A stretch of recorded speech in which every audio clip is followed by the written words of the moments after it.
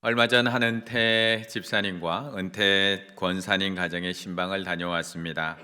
요즘 남편 집사님이 건강이 좋지 못해서 교회 나오지는 못하고 계시고요. 온라인으로 하나님 앞에 예배드리고 있는 그런 가정입니다. 그런데 두 분이 어찌 그리 사이가 좋으신지요. 남편 집사님이 거동이 불편하다 보니까 작은 일 하나까지도 아내 권사님에게 부탁합니다.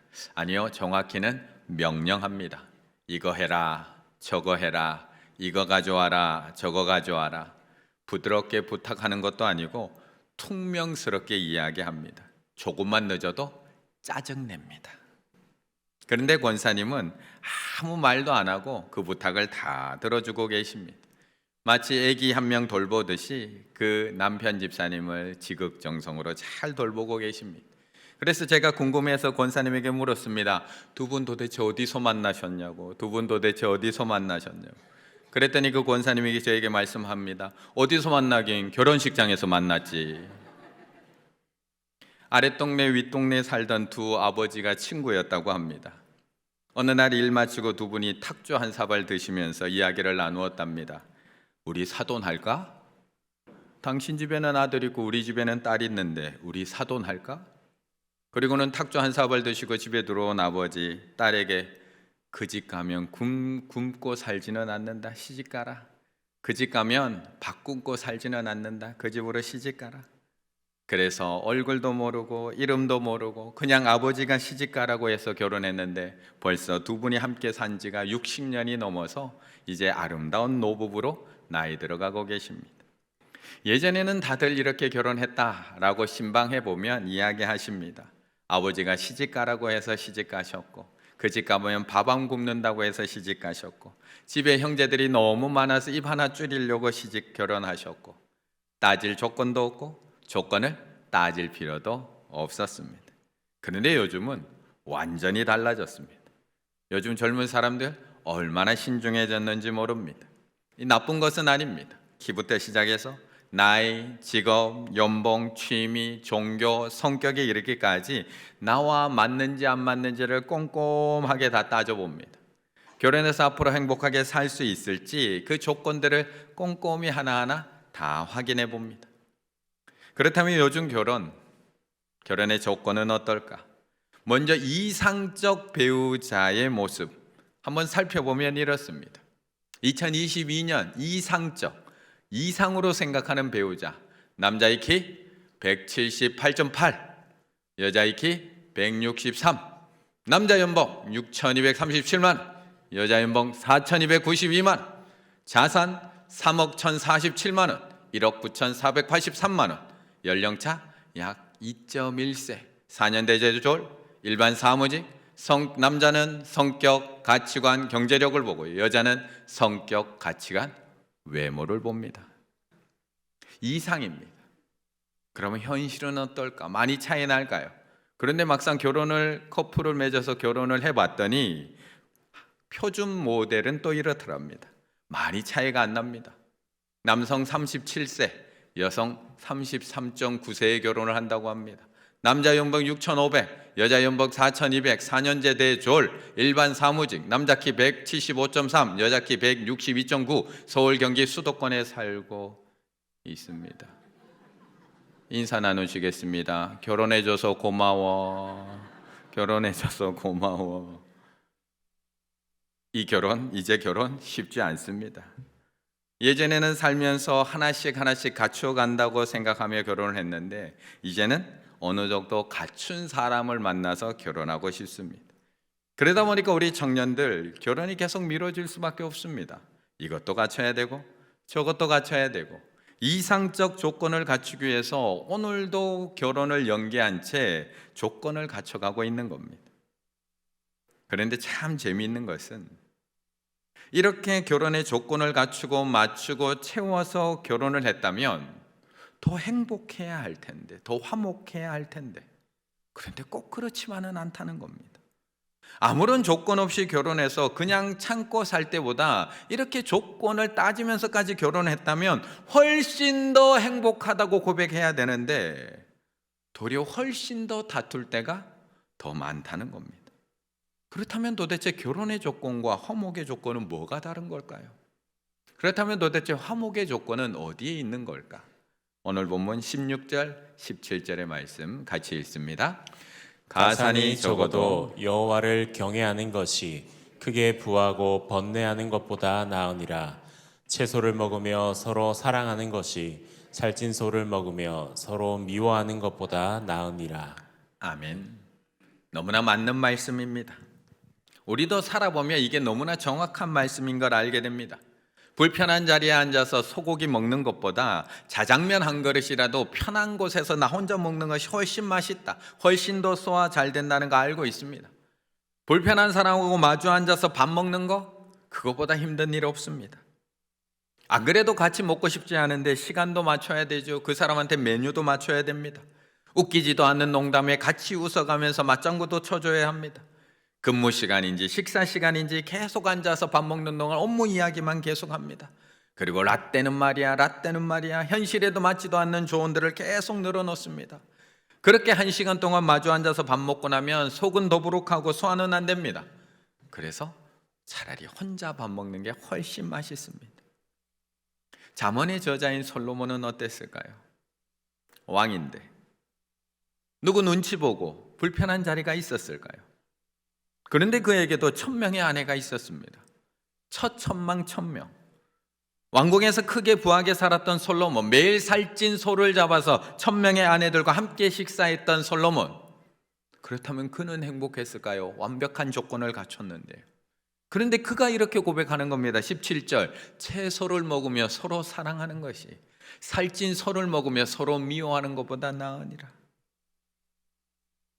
그런데 솔로몬의 마음이 얼마나 힘들었으면 오늘 본문에서만 말씀하고 있는 게 아닙니다. 나중에 잠언을 계속 읽어 내려가시다 보면 솔로몬이 계속 이와 비슷한 고백들을 계속 쏟아놓고 있습니다. 잠언 17장 1절, 마른 떡 한 조각만 있어도 화목한 것이 제육이 집에 가득하고도 다투는 것보다 나으니라. 다투는 여인과 함께 큰 집에 사는 것보다 움막에 사는 것이 훨씬 낫다. 다투며 성내는 여인과 함께 사는 것보다 광야에 사는 것이 훨씬 낫다. 다투는 여인과 함께 큰 집, 의리한 집에 사는 것보다 움막에 혼자 사는 것이 훨씬 낫다. 솔로몬도 얼마나 힘들었으면 그랬을까요? 모든 것을 다 갖추고 결혼한 솔로몬, 모든 조건을 다 충족하고도 남을 만한 완벽한 조건을 갖춘 솔로몬도 매일 살찐 소를 먹고 있지만 불편하고 힘들어하고 있다는 겁니다. 그래서 이렇게 고백하고 있습니다. 채소 먹으며 서로 사랑하는 것이 살찐 소 먹으며 서로 미워하는 것보다 훨씬 낫다. 마른 떡 한 조각만 있어도 화목한 것이 제육이 집에 그득하게 차고 있어도 다투는 것보다 100배는 낫다. 다투는 여인과 큰 집, 의리한 집에 사는 것보다 움막에 나 혼자 사는 것이 훨씬 좋다. 그런데 사실 다 갖춘 솔로몬은 이렇게 고백하고 있지만 우리의 바람, 매일매일 소 먹고 살지 않는 우리의 바람은 채소 먹으며 서로 사랑하는 것일까요? 한 집사님께서 큐티방에다가 오늘 본문과 함께 자신의 묵상의 내용을 올렸습니다. 채소를 먹으며 서로 사랑하는 것이 살찐 소를 먹으며 서로 미워하는 것보다 훨씬 나은 것 같아요. 그랬더니 그 아래 다른 분이 이렇게 댓글을 달았습니다. 그래도 채소보다 살찐 소가 좋은 걸 어쩌지? 살찐 소 먹으며 살아가면 안 될까요? 이게 우리 마음 아닌가요? 이게 우리 마음 아닌가요? 인사 나누시겠습니다. 기왕 소 먹으며 사랑합시다. 소 먹으며 사랑합시다. 이게 솔직한 우리의 마음 아닌가요? 채소를 먹으며 서로 사랑해야 되지만 소를 먹으며 서로 사랑하고 싶은 게 우리의 진심 아닌가요? 그런데 오늘 본문도 우리에게 크게 부하지 말고 가산 없이 가난하게 살면서 여호와를 경외하라고 말씀하고 있는 게 아닙니다. 소 먹지 말고 채소만 먹으면서 서로 사랑하라고 말씀하고 있는 게 아닙니다. 크게 부하고도 여호와를 경외할 수 있지만 가산이 적어도 여호와를 경외할 수 있다는 겁니다. 살찐 소를 먹으면서도 서로 사랑할 수 있지만 채소를 먹으면서도 그 조건 없어도 서로 사랑할 수 있다는 겁니다. 이 말씀은 가난한 것이 좋다, 채소만 먹는 것이 훨씬 더 낫다는 것을 말씀하는 것이 아니라 가산이 적어도 여호와를 훨씬 더 경외할 수 있고 채소만 먹으면서도 훨씬 더 서로 사랑할 수 있다. 화목이라는 것은 상황과 조건의 문제가 아니라는 것을 우리에게 말씀해 주고 있는 겁니다. 크게 부하고 여호와를 경외하면 너무 좋지요. 그런데 모든 것을 다 가진 솔로몬도 그게 안 되더라는 겁니다. 살찐 소를 먹으며 서로 사랑하면 너무 좋지요. 그런데 매일매일 산의 진미를 먹고 1000명의 아내와 살던 솔로몬도 그렇게 안 되더라는 겁니다. 그렇다면 어떻게 해야지 우리가 화목할 수 있을까요? 여호와를 경외하는 것이 잘 살고 못 살고 조건의 문제가 아니라면 어떻게 해야지 여호와를 경외하며 화목하게 살아갈 수 있는 걸까요? 서로 사랑하는 것이 무엇을 먹느냐 조건의 문제가 아니라면 어떻게 해야지 서로 사랑하며 서로 화목하게 살아갈 수 있는 걸까?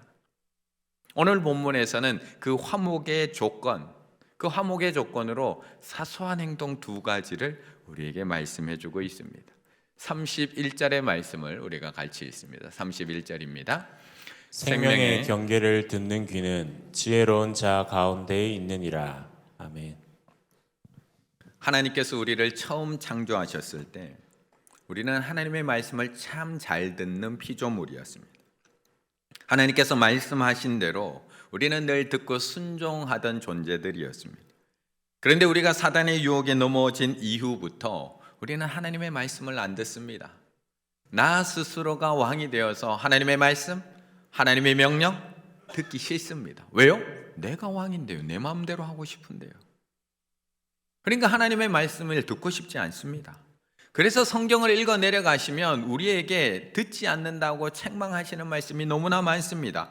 여호와의 법을 듣기 싫어하는 자식들이라. 우리를 지칭해서 여호와의 법을 듣기 싫어하는 자식들이랍니다.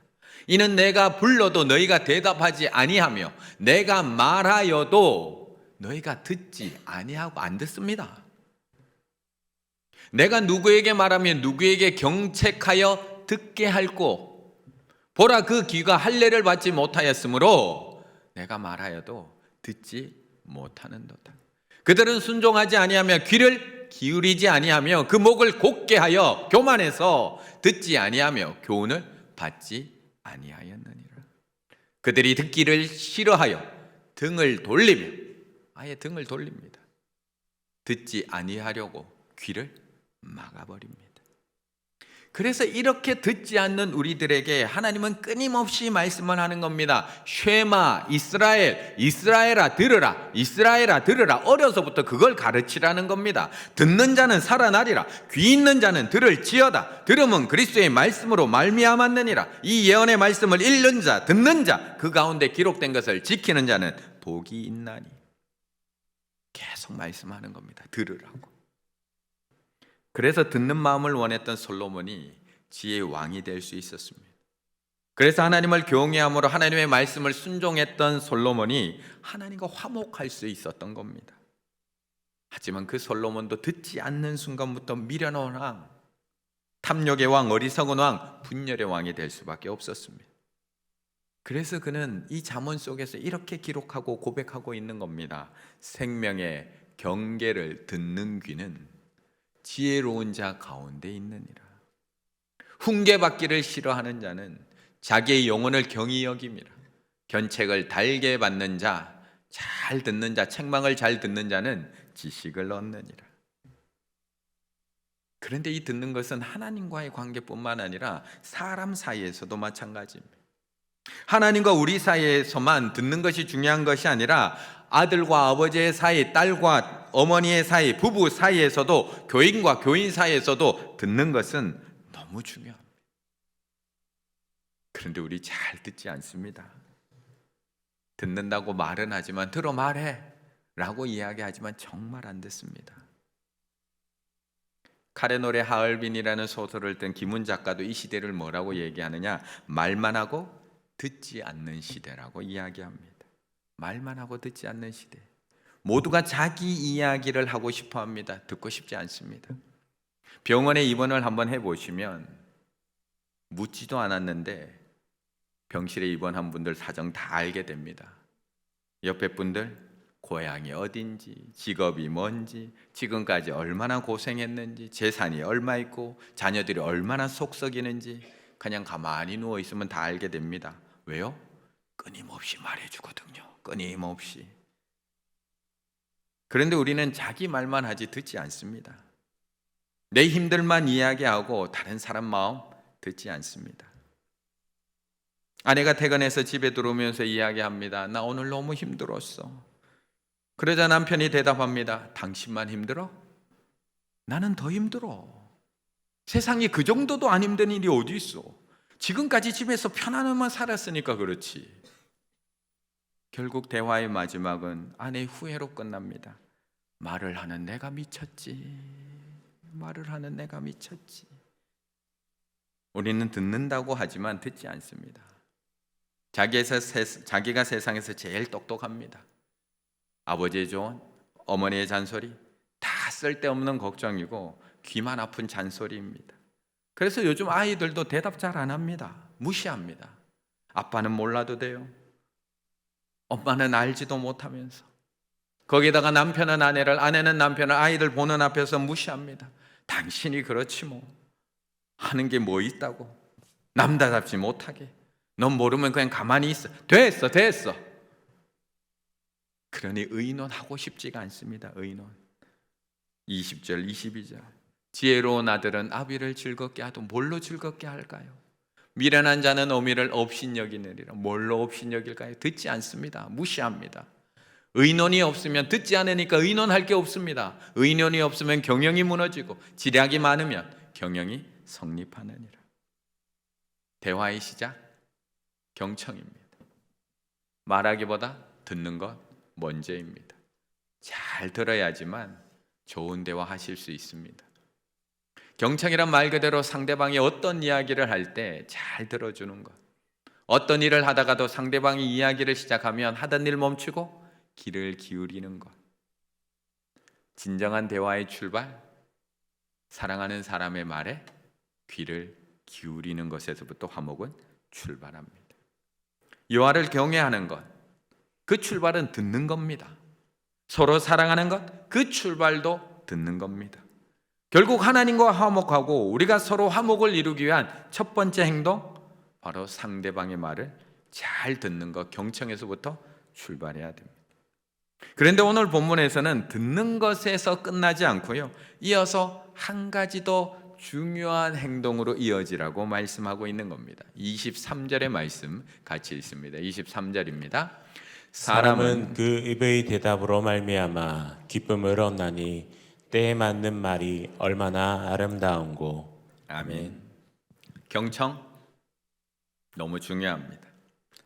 상대방의 말을 집중해서 들어주고 마음을 열고 들어주는 건 너무 중요합니다. 하지만 듣고 나서 나의 마음은 하나도 표현하지 않는다면 어떨까요? 듣기만 하고 나의 생각은 전혀 이야기하지 않는다면 어떨까? 사실 이 이야기를 하면 남편들은 에이 그게 뭐 어때서? 뭐 굳이 이야기해야 하나? 사실 저도 어제까지는 이렇게 생각했습니다. 저도 어제까지는 이렇게 생각했습니다. 지난주에 이 설교를 묵상하고 제가 준비하는데 지난 목요일에 저희 아내가 자꾸 말을 걸어옵니다. 자꾸 집요하게 대화를 요청해 옵니다.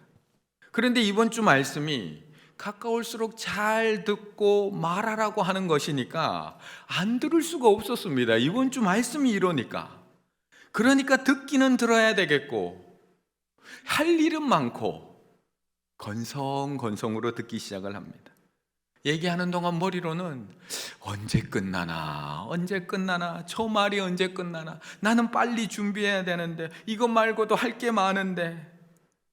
그러니까 자꾸 대답은 단답형입니다. 응, 아니, 어디서 배운 건 있어서 그렇구나. 그래서 어떻게 할까? 분명 대화는 1시간을 넘었는데 분명한 대화는 1시간은 넘었는데 아내는 마음이 상해버립니다. 분명 나는 1시간을 넘도록 열심히 들어줬는데 아내는 더 큰 외로움을 느끼고 그냥 방 밖으로 나가버립니다. 왜 그런 걸까요? 도대체 왜 그런 걸까? 저는 그 상황이 이해가 되지 않았습니다. 그리고 고민이 되기 시작하는 겁니다. 왜 그런 걸까? 분명히 나는 들었는데, 경청하라고 해서 나는 분명 1시간이 넘도록 정말 아내의 말을 들었는데 왜 아내의 말은 또 도리어 더 상하는 걸까? 분명 내가 그렇게 시간이 없음에도 불구하고 아내에게 시간을 내어주고 왜 이야기를 들어주었음에도 불구하고 왜 아내의 마음은 도리어 더 답답해지는 걸까? 저는 의문이 도저히 이해가 되지 않았습니다. 우리 남편들 이해가 되시나요? 그래서 급한 마음에 제가 책 3권을 주문했습니다. 부부 대화에 대해서. 그리고 급하게 어제 한 권을 읽었습니다. 그러면서 그 한 권을 읽으면서 왜 그런지 이유를 조금 찾았습니다. 일반적으로 남자는 한 공간에 살고 있다는 것만으로도, 그냥 한 공간에 있다는 것만으로도 배우자에 대한 존재 의미를 느끼며 살아갑니다. 그냥 한 공간에 있으면 우리 집 괜찮아, 잘 돌아가고 있어, 결혼 생활 잘 돌아가고 있다고 생각합니다. 아내와 친밀감을 나누지 않아도 남자들은 전혀 불편하지가 않습니다. 저도 안 불편합니다. 그래서 굳이 감정을 표현하지 않을 때가 많습니다. 하지만 아내는 친밀감을 느끼지 못하면 불안하고 힘들어하는 경우가 많습니다. 저도 어제 알았습니다. 한 공간에 살고 있는 사람, 특별히 남편과 친밀하지 않은 것 그 자체가 아내에게는 고통입니다. 분명히 한 공간 안에 있는데, 분명히 남편인데 친밀하지 않은 것 그것만으로도 고통스럽다는 겁니다. 남편이 외도를 하거나 폭력을 쓰지 않는데도 아내들이 저 정신과 선생님을 찾아가서 상담하며 고통을 호소하는 수많은 이유가 바로 그 외로움 때문이라고 이야기하는 겁니다. 그래서 오늘 본문에서도 우리에게 잘 들으라, 듣는 것으로 끝나라고 이야기하고 있는 게 아니라 이어서 이렇게 이야기하고 있는 겁니다. 23절, 사람은 그 입에 대답으로 말미암아 기쁨을 얻나니, 사람은 그 입에 대답으로 말미암아 기쁨을 얻나니, 때에 맞는 말이 얼마나 아름다운 것. 잘 들어주는 것 너무 중요합니다. 하지만 사람은 그 입의 대답으로 말미암아 기쁨을 얻습니다. 그리고 상대의 감정에 맞는 말, 상대의 마음을 헤아려주는 말, 때에 맞는 말 그 한마디가 사랑을 느끼게 해준다는 것입니다. 그래서 제가 또 배운 대로 또 잘 적응하잖아요. 제가 적용을 하잖아요. 제가 잘하지는 못하지만 저는 배운 걸 또 적용은 열심히 합니다. 그래서 섭섭한 마음을 가지고 있는 아내에게 제가 또 책을 읽었으니까 또 다가가서 책 제목을 빌려서 제가 이렇게 이야기했습니다. 당신 그동안 힘들었겠다. 당신 그동안 힘들었겠다. 옆에 있던 아내가 저를 당황스러운 눈으로 딱 쳐다봅니다. 그리고 이렇게 이야기합니다. 또 뭐 읽었구나. 또 뭐 읽었구나. 됐어. 가서 그냥 설교 준비해. 가깝다는 것은 그만큼 편하다는 것을 의미합니다. 그러다 보니 우리는 너무 쉽게 말하거나 너무 쉽게 무시하게 됩니다. 상대방이 내 마음을 다 이해해 줄 것이라는 그 믿음이 있어서 그런지 상대방의 입장은 조금도 생각하지 않고 함부로 말할 때가 너무나 많다는 겁니다. 내 마음만 중요하고요, 내 기분만 중요하고요, 내 상처만 너무 크게 느껴져서 상대방의 마음은 어떻든지 내가 하고 싶은 말만 한다는 겁니다. 그런데 가까운 사이일수록 우리는 듣고 말해야 됩니다. 가까운 사이일수록 듣고 깊이 생각하고 말해야 됩니다. 28절, 의인의 마음은 대답할 말을 깊이 생각하여도, 의인의 마음은 대답할 말을 깊이 생각하고 말하여도 악인의 입은 그냥 생각나는 대로 악을 쏟느니라. 이처럼 화목은 거창한 조건이 아니라 사소한 행동에서부터 시작이 됩니다. 가산이 적어도 여호와를 경외할 수 있고요. 크게 부하여도 여호와를 경외할 수 있습니다. 채소를 먹으면서도 서로 사랑할 수 있고요. 살찐 소를 먹으면서도 서로 사랑할 수 있습니다. 서로의 말을 귀를 기울여 듣고 깊이 생각하고 상대에게 때에 맞는 대답을 해줄 수 있다면 거기에서부터 하나님과의 화목, 가정에서의 화목, 서로의 사랑은 시작될 수 있다는 겁니다. 그런데 지금까지 제가 하는 설교가 처음 듣는 설교이신가요? 가까운 사이 잘 듣고 신중히 말해라, 생전 처음 들어보는 설교 내용이신가요? 경청의 힘, 대화의 중요성, 먼저 듣고 말하라, 두 번 듣고 한 번 말하라, 듣기는 속히하고 말하기는 더디하라. 이미 우리가 너무 잘 알고 있는 말씀 아닌가요? 그런데 왜 아직도 안 되는 걸까요? 그런데 왜 저는 오늘 또 이 설교를 하면서도 아직도 안 되는 걸까요? 왜? 독불장군 상대하기라는 책이 있습니다. 독불장군 상대하기. 이 책은 남의 말을 듣지 않는 독불장군 같은 사람에게 상처받지 않는 법에 대해서 이야기해 주는 책입니다. 왜 다른 사람의 말은 듣지 않는 걸까? 왜 이런 자기중심적인 사람이 점점 많아지고 있는 걸까? 독불장군하고 마주하면 기분이 어떨까? 이러한 독불장군을 대처하는 법은 어떤 게 있을까를 자세히 설명해 주는 책입니다. 그런데 이 책을 다 읽고 나면 가장 마지막 에필로그가 제일 마지막에 한 두세 장 들어가 있는데 그 에필로그의 제목이 뭔지 아세요? 독불장군, 바로 나는 아닐까? 독불장군, 바로 나는 아닐까? 우리 남편만 독불장군일까요? 나는 독불장군 아닐까요? 우리 부모님들만 독불장군일까요? 나는 아닐까요? 우리 가운데 제일 안 듣고 있는 사람 누구일까요? 저 아닐까요? 다른 사람의 말을 마음 열고 들으라고 설교하고 있으면서도 가장 안 듣는 사람, 설교를 하면서도 가장 안 듣는 사람 바로 저 아닐까요? 듣기는 속히 하고 말하기는 더디하라고 매번 이야기하면서도 다 아는 것처럼 가르치고 있는 사람 저 아닐까요? 사람은 평균 33세를 지나게 되면 새로운 음악을 듣지 않는다고 이야기합니다.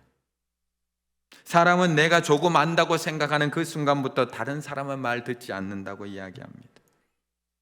그래서 화목의 조건, 잘 듣고 신중히 말해야 함을 말씀하고 있는 오늘 본문 가장 마지막 절이 우리에게 이렇게 마무리하면서 말씀해 주고 있는 겁니다. 33절, 여호와를 경외하는 것은 지혜의 훈계라.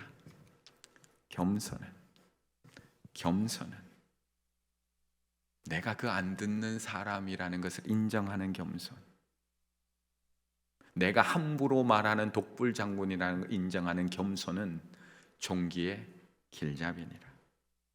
오늘도 이 설교를 들으며 나의 이야기인 줄 모르면 화목의 조건 아무 소용없습니다. 제가 오늘도 이 설교를 하면서 하나님께서 이 말씀을 저에게 주신 말씀인 줄 모르고 잘 듣고 신중하게 말하고 설교만 하면 끝나면 이 말씀 저에게는 아무 소용이 없습니다. 내가 바로 이 말씀을 가장 먼저 들어야 하는 독불장군임을 겸손히 인정하고 내가 먼저 하나님의 말씀을 잘 듣고 여호와를 경외함으로 하나님 앞에 대답할 때 하나님과 나 사이에는 화목이 시작되는 겁니다. 내가 바로 이 말씀을 가장 먼저 듣고 변해야 되는 독불장군임을 겸손히 인정하고 가장 가까이에 있는 소중한 사람의 말을 지금부터 잘 듣고 신중히 대답함으로 서로 사랑하는 화목한 가정으로 세워가실 수 있는 우리 충일의 가족들 다 되시기를 간절히 바라겠습니다.